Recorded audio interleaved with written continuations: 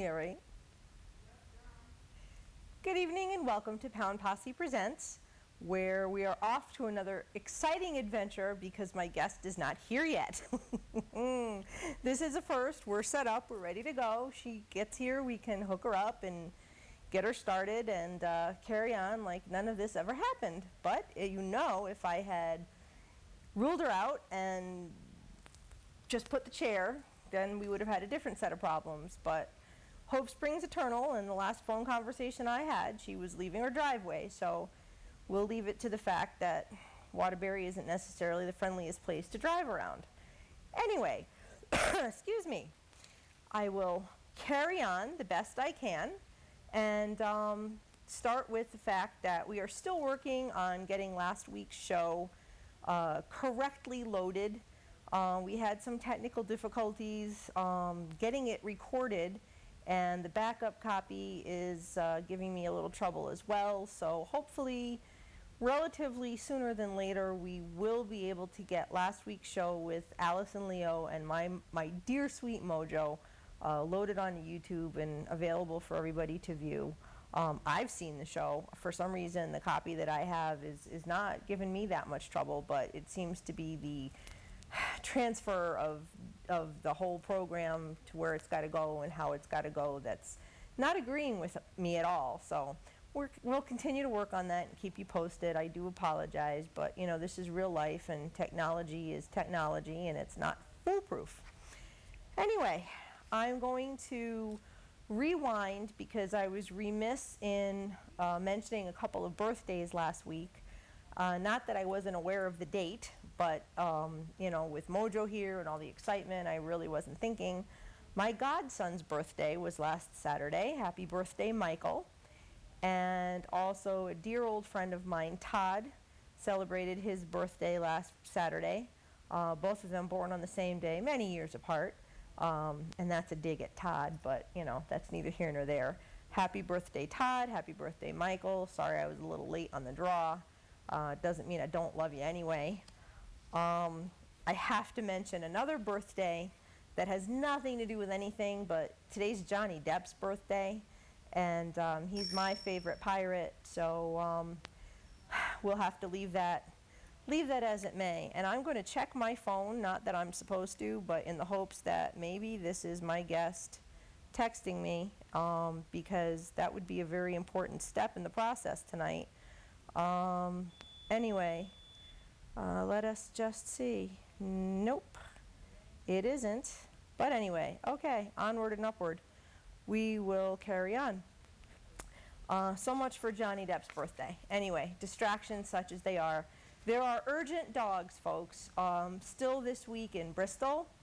There are any number of urgent dogs there. That pound is full, and they need to move some dogs or there's going to be trouble. And you know what I mean by trouble. We really, really don't want to see any of those dogs die for space, and that's what will happen. New Britain, I would say every dog in New Britain needs to be considered as urgent because there are still troubles there, and it's not going to be good for those dogs. And it looks like someone just arrived, and we're going to walk my guest through. Yep, you can put your stuff right on that table if you want. Just don't bump into that camera or we're in trouble. And so the New Britain dogs, come on over and sit. We're good. Ladies and gentlemen, Lorin Greene from Dog Days has arrived. Late, but like I said, Waterbury's not the greatest place to drive around. We're going to mic her up. Kim was just texting me and I couldn't read it because I'm trying to do 3 things at once here. But welcome to you, Lorin. Thank you for joining me. Nice to meet you. You can get comfortable. Put this under your arm if you want. There you go. I'm just talking about all the urgents around up to New Britain and all the problems that they're having there. Apparently people aren't allowed to get in as they were, and it's causing a problem. They're not letting the dogs out of the kennels to even meet people. Why? Why? Because someone's not playing nice right now. And I'm trying to get to the bottom of that. Yeah. There's different stories swirling around, and before I really start pointing a finger, you know, I'd like to know what's going on. There's different stories about people having been going there randomly wanting to see dogs. There's stories about carelessness from people going there. Yeah, so That's there's tragic. it's Of course, very tragic. Dogs are going to suffer. You know, Exactly, at the end of the day. exactly. And he's kill happy anyway. Yeah. And so that's not a good thing. So Yeah, no. I was just saying that, you know, Bristol's full, and we need Yeah. to get the dogs out of there. New Britain's got their problems. Every dog in New Britain needs to be considered urgent. Yep. Waterbury, I posted 2 dogs this week that were urgent, but they're taking in 4 to 6 dogs a day again. Wow. So they are very much, every dog in Waterbury is now urgent, and if we don't get some into homes like ASAP, we're going to lose dogs for space, and we can't let that happen. We know Hartford has urgents every week, and it looks like they have a lot coming up this week. And I don't know if you've ever really noticed how Hartford names their dogs. They get on movie themes and actors and actresses and fairy tales. This week they're into their supporters. I got a dog named after me. That's fabulous. And I think it's just really cool. It's a he, Yep. so Theo works either way. Nice. It's a little Bichon poodle, Yep. and he's black. And of course, what do I wear? Black. There've been no amount of, an endless amount of jokes about, you know, we need to get the dog the flat iron, and, you know, give him a little red top and all that. So, you know, it's been amusing. Good. But Theo's date is Friday the 15th. Pit mix. No, he's a Bichon poodle mix. Oh. Yeah, the dog they named after me in Hartford. In Hartford? Yeah. On an urgent list? Well, in Hartford they have 10 days. I know. Every dog has 10 days. Yeah. And if they're not adopted on that 10th day, Yeah. Right. so he's urgent for Friday, Oh, along with goodness any sakes. number of other ones. And then there's also, I wanted to mention, there's a bully breed walk in Hartford. I don't know if you saw that on Facebook or not. Nope. There's a young lady who is organizing a bully breed walk, and it's going to be on Saturday, July 14th at 11 a.m. in Hartford. And for more information, she needs a bit of help. Who's doing that? Missy Lundeen. She's with Hartford too, right? Is she a Hartford volunteer? She kind of helps everybody. Yeah. Yeah, she's been on their Nice, that's page. I'm sure great. you've seen her on their page. Yeah, I nice. had the pleasure of meeting her at a That's great. CPR event one Yeah, time. good for her. She's a great girl, and her number is 203-751-4274. If you want to find out more about the event, if you want to find out how you can help. I'm going to try to be there. She has specially invited me, but I'm going to be honest, that's the day after my birthday, and I think that I don't know how I'm going to feel that morning. Let's just put it that I don't way. know what that's like. 11 a.m. maybe just You can make it. a little beyond me. I don't know. I may. I'm going to try. I promise I'll try. But I think that anything that we can do right now to support the pit bulls and the breed and the bullies. I had an entire show last weekend with my friend Allison, and we had Mojo here, my dog. Yeah. And he was awesome. Yeah. And he does me proud when we're not home. He's nothing but trouble when he is home. But, you know, whatever. He's a pit bull. He's young. It is what it is. And, you know, I have no problem with it. But, you know, I think that the dogs need all the support that they can get now. And we've got to be there for them, because if we're not their voice, I don't know who's going to be. That's right. And true. so, anyway, Lorin Greene with Dog Days. Dog days, yeah. Here, yay. I hope your trip wasn't terrible. Its GPS took me down so many back roads. Yeah, so I took a tour of Waterbury. I'm sure you did, and I told you it might be a little No, dicey. you were lock right, your you were lock right. your doors. It might be a little dicey. You know, hang on. It's going to be a bumpy ride. Anybody who knows me well knows I'm always late anyway, but I was really trying to. See, and that's why I tell everybody 6:45, because I figured that gives a good 10 minutes to be late, because I'm late too. I can't. I was born late. I'm going to die late. You know what I mean? It's just forget it. It just doesn't happen for me. But anyway, tell me about Dog Days. Well, Dog Days actually a natural segue. I started Dog Days to help pit bulls. And I had been pulling from Sherry. I have quite a few In dogs. Hartford. In Hartford. And Wonder Woman. Wonder Who Woman promised me she'd come on the show. That's just my reminder. Go ahead. Just FYI. I realized that, pulling one pit bull at a time was just not going to make a dent, in the problem that we see in Connecticut. And I love the breed. I have many of them at home. We call them terrier mixes for insurance purposes. Yes. And I thought that the best way, I thought to get people to adopt a pit bull was to kind of put aside their preconceived notions about the dog and to create an event where it was kind of a neutral territory where people could come in and see dogs that they kind of interpreted as sweet dogs, whether they're small breeds or puppies, but next to them showcase dogs like our pits. And, the idea is good. Like, we've had good success. We've had almost 600 adoptions. Wow. And a lot of those, are not, I wish all 600 were pit bulls. They're not. No. But, what we Some find, people you just can't swing over. well, and I think also just even within our own state, because we do help dogs from down south, we bring dogs, our mission is to help any dog at a kill shelter. So even though we've created this event that has dogs of all different ages, breeds, etc., we still will not take the dog into the event unless they're on a youth list. So that Okay. usually means that if we want to put puppies into an event, we have to go south. We don't have puppies on youth lists generally here in Connecticut. So I think that the concept is good, and what we're seeing is that both within our state and without, people are a little bit skeptical. It's not an event that's been done. It's a new model, and but overall, I think it's going in a really great direction. So how long has Dog Days been force? We incorporated October of 2010. Okay. And we did our first event in June of 2010. We've done, I think Chester coming up is our 7th. So we've done, but it's like instead of Dog Days creating like one team of people and going around doing events, within every community that we go into, we solicit volunteers and we take in kids starting at ages of 12 to 16 and put them in a program that we call Scouts. We teach them to, basically they're cross-posters. But in our world, cross-posting means something, but to the public it doesn't. Right. There's a lot of people who don't get like that whole sharing, cross-posting, doing the whole Facebook thing. Right. And that's critical. It's There's critical. so much that happens off Right. of Facebook. Yep, there's a lot that happens on Facebook, and in our nonprofit, we felt like that age group of 12 to 16, they really want to help. They love animals, and they want to have something that they can do that's really meaningful. So we have them do all of our posting. That's awesome. Awesome.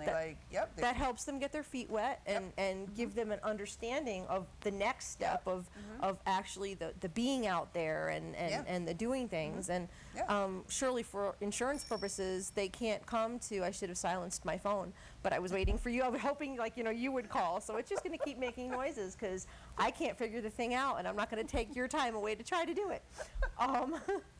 It just, insurance purposes, you really can't have a certain age group at an event as a volunteer. Is that true? Or if they have, a lot of times if they're under the age of 16, the parent is there with them, or the parent or guardian has signed.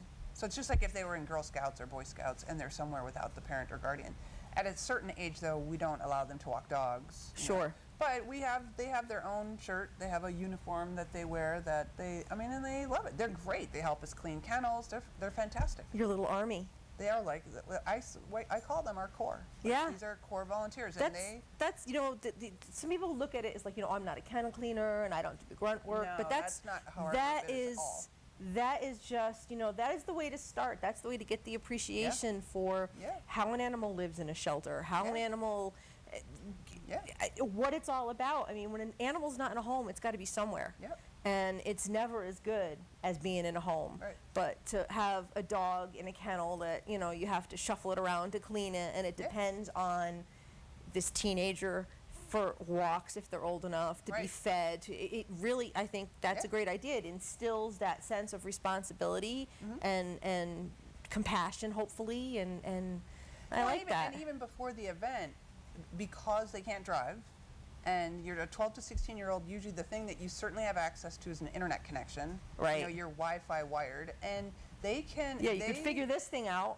They can upload dogs for our event where an adult says, JPEG. I don't know what that is. Yeah. Right. And they do it like they don't even think about it. Yeah. They get it done, and they are fantastic. They're really professional. Yeah. You come to the event, you'll see them. Yeah. They're in yellow shirts. They're just unbelievable. And it makes them feel special. They it are, makes them, and they are special. Yeah, They're that's great. awesome. Yeah, they're great. That's a really nice. There's so many times, I've been involved in shelters, and my kid wants to be involved. My son Right. really likes animals. What can they do? And we can't let them walk the dogs. We can't let them do this. But they can sit in front of their computers at home. That's right. And They can so cross-post, yeah. seriously, if you've got someone who fits the criteria, by all means, Yep. we'll give out the contact information, and you never know what'll spring from that, because we need people who, as they go forward and get more passionate, we need people to take our place someday, Absolutely. and to Yep. join forces with And us. that's the point And of what we're yeah, doing. Our exactly. educational programs are to start. We actually start at age 8. That's, And we go 8 to 12, 12 to 16, and then 16 and older. That's incredible. I have a lot of respect for that, They're because great, and it's a great group. We just had a training day, and we couldn't get funding, so everybody had to actually pay to come sit for 7 hours at training. And we had over 50 people, that's awesome. and half of them were the scouts. They're called scouts, the 12 Yeah. to 16s. That's it's just pretty cool. amazing. Yeah, they're great. So now, when you do these events, where do all these dogs come from? I mean, you're not like a shelter. Nope. You have shelters come in. We're an event coordinator. Okay. So we invite, when we do an event, like right now we're just ending, this week we invited all Connecticut rescues and pounds to register for the upcoming event. And next week, tomorrow, we'll open registration to the out-of-state rescues to come into the event. And that's what we do. As long as it's a shelter or a pound that has to euthanize for space, we'll take them into our event. We don't take owner surrenders, and we don't take dogs that are not under any kind of time constraints. Okay. All right. Because I was going to ask you that. If people have a dog in foster, can they bring the dog to the event? If the dog is in foster, but let's say they took a dog from Hartford, and it's in foster. Yeah. It came from a It came from dire Hartford, situation. right. It came from Waterbury or anywhere that euthanizes for space. And you took that dog as a foster. That dog is invited to come. Uh-huh. Okay. Yep. So it wouldn't be the venue for, say, someone who was trying to rehome their personal pet. No. Because, Right. a lot of these people like to threaten, well, if I can't find a home for Fluffy by Friday, I'm going to Right. put her down. Right. But that doesn't qualify. People understand, it doesn't qualify as an emergency. No. Your lack of trying to do the right thing by your Totally. dog is Right. totally not anybody else's problem, and Right. that's usually just a threat anyway, Yeah. just to get the dog off their hands, Right. which is pretty ugly in my... Yeah, I mean, we get those. We have an 800 number, and we get those calls a lot. Yeah, I'm sure, lot. because, I can't tell you how many times when I was at a shelter here in Waterbury, somebody's moving, and they're pretty much pulling the moving truck outside the shelter. Yeah. Like, here's my dog. Yeah, Right. no, that doesn't work Yeah, like that. No, we had people Because call, you didn't plan, I Right. don't have space for the dog. Right. We have people call and say that they would like to donate their dog. Yes. To dog Yeah, days. I'd like to make a donation, and you're like, okay, yeah, here's You're my gonna dog. donate your No. dog. Right. No, that's not a donation. Yeah, no. So anyway, so the dogs and pounds are welcome. The Dogs and fosters pounds are welcome. Yeah, fosters are welcome as long as, again, that they're pulling out of the kill shelters. Right. As long as they came from somewhere, dire. Now, the requirements for these dogs clearly has to be up to date on. They have to be up to date on all Vaccinations. shots and vaccinations. We're not as strict with the municipal pounds because we just want to get those dogs in there. Right. If they come from rescue, though, they have to be up to date on all vaccinations. We require that they're dewormed. They have to be microchipped. If they're traveling from out of state, we might even want them to be, we certainly want Bordetella on all dogs as well. And if they're coming from out of state, we sometimes even will treat them, if we had to, like for doxy or something, if we think that transport might be stressful Right. in any way so that they won't break with something on transport. Right. Oh, that's a good idea. But what kind of, all right, there's two directions I'm trying to go in, and I'm looking at the time, and I just want to make sure. You invite the pounds to come. Yep. And unfortunately, that's got to be somewhat of an uphill battle, because I know that so many of them, the dogs aren't allowed to leave the property, they're not vaccinated, they don't allow volunteers. Right. Oh, look at the look she's giving me. Because I know, I've lived it, I've tried. We're working with the Department of Agriculture and trying to figure out a way, some of the issues with pounds attending the event are understandable. There's liability issues, there's, if the animal control officer can't give the time for the weekend. You know, can they sit for 4 hours or 2 hours? So some of the issues are understandable, and we're trying to work around that by doing whatever we can do at the Department of Agriculture level to see if we can, you know, help the ACOs. Right, we can help trickle the- down and right. make the changes. Right. Sure. I mean, because there are some of these pounds, and I know of a few of them, you know, their animals are spayed, they're neutered, they're up to date on shots before they ever leave the building and go home. Right. So if some of those places can do it, and I could tell you, Lori Hollywood does a fabulous job in Stanford. I don't know if Stanford, you've yeah. ever had anything Yeah. to do with her. Yeah. She does a fabulous job. New Haven does it. Yeah, Stanford, Lori's group. I mean, that is kind of the Open, yeah. Yeah, that's like Heather. the gold standard. Yeah, if you know Heather Scuddy. I don't know Heather, but I know Yeah. of Lori. Yeah, yeah. I had the pleasure of meeting Heather at the Adopt-A-Dog event, putting on the dog. Yep. And sort of kept in touch with her, and I watched their pages and stuff. And yeah, they are the gold standard. Yeah, they're great. They really are. They're I have fabulous. to say that you know, Lori just cares. Yeah. And there's if all the pounds could be like that, I think there's so much of the trouble that we see. You know, the breeders wanting to take these dogs, Yep. and you know, I mean, Allison and I had the whole conversation about the backyard breeders. You know, this dog's cute and that dog cute. They'd make you cute puppies, so Yep. let's just do it. Yep. There's no controls. None. There's every control there. Well, although I always tell people, if you know about anybody doing backyard breeding, here's a simple way to put an end to it quickly. I don't think Oh, do tell. I don't think calling the police is going to do any good, certainly, and I don't think calling the animal control officer. But there is an IRS link for people that have. Allison touched on that. She said last week, she's like, "Oh, you're not reporting that income, are you?" If you're dealing in cash and you're not reporting that income, if you get an address of the breeder, the backyard breeder, and just send it, it's anonymous. You can send it to the IRS. They don't know.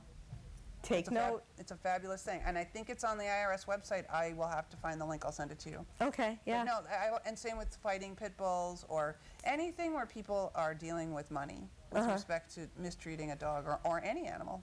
IRS. Yeah, there you go, folks. There's an avenue to take. They Take brought it. down the mob. Yeah. You know, so they're probably like our best bet to fight that fight, I think. Yeah, you're probably right. Yeah. Now, you say that you deal with dogs from down south. Yep, we do. And there's an awful lot of people who support that. Yep. And there's an awful lot of people who feel like we have our own dogs up here, and why are we bringing dogs up from down south? And you know, I know a few people. There was a fabulous argument going on my Facebook page one day, Yeah. and I so stayed out of it. I mean, like if it were like a room full of people, I think there would have actually been a riot. Yeah, probably. Yeah, over this issue, People yeah. feel really strongly. What do you say? What do you say to the people who have the problem? I think that the people that have the problem with the fact that dogs from out of South come up here, I think it requires a couple more lines of questioning. Meaning, I have a problem with people bringing dogs up from the South, particularly just puppies, and saturating the adopter market without giving back to the state. Okay, so if you're bringing up puppies and you're selling them for a lot of money, and you are not saving a Connecticut dog too, I have a problem with that. Or you're not helping a Connecticut rescue, I have a problem with that. I do. I think that if you are going to use the adopter pool, which is an extraordinary adopter pool in Connecticut, you have a responsibility to also give back to the state of Connecticut. So I do have a problem with dogs coming up from the South with that when they're not brought up responsibly, when they're brought up because it's a sale. Yeah, well, you know, a lot of these people you see, and very recently in Waterbury, there was a woman with a trailer, you know, full of puppies, Yeah. you know, bloody diarrhea, the whole 10 yards. Right. You know, she was just clearly in it for the business end of it, and we'll leave it at that. Right. There's responsible, there's irresponsible, but I look at an animal that's on a youth list, and to me, it's going to die, okay? And I always say, you know, it's not put to sleep, it's not euthanized because it's a healthy animal. You're going to kill it. You're going to kill it. You look at a dog that's going to die. You look at that face, and I mean, really, does it matter where it is? Well, I mean, we You know- always say, like within our group, we always say dogs don't know their own zip code, and we don't Right. we don't care about zip code. But I do feel that if you're going to bring dogs up from the South, you need to do it responsibly.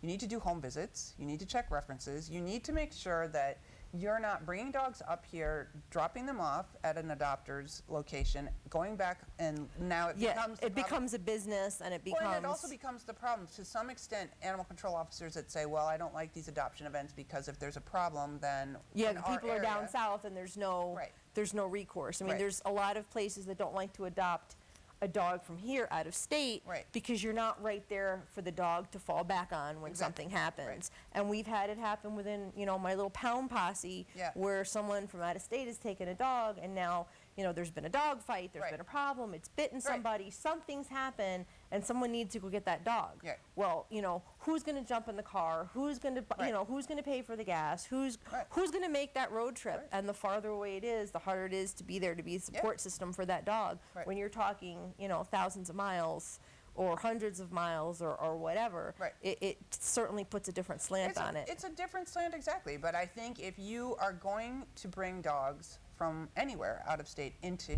our state, Have a support system. you have to have a support system. If you don't have enough volunteers to do your home visits, if you don't have enough volunteers to do whatever it takes, reference or background checks. So at our events, our adoption team does all that. We do home visits for the out-of-state rescues. So even though they leave, we then can pick up Right. and function on their behalf as a home visit team. Okay, we've probably got about a minute and a half left.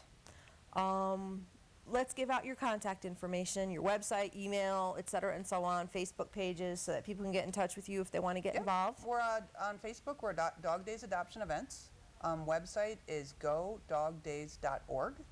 And our 800 number is 800-653-3134. Want to run through that again for the slow people? Godogdays.org is the website. Love to have you volunteer. We have an event coming up in Chester on June 23rd and 24th.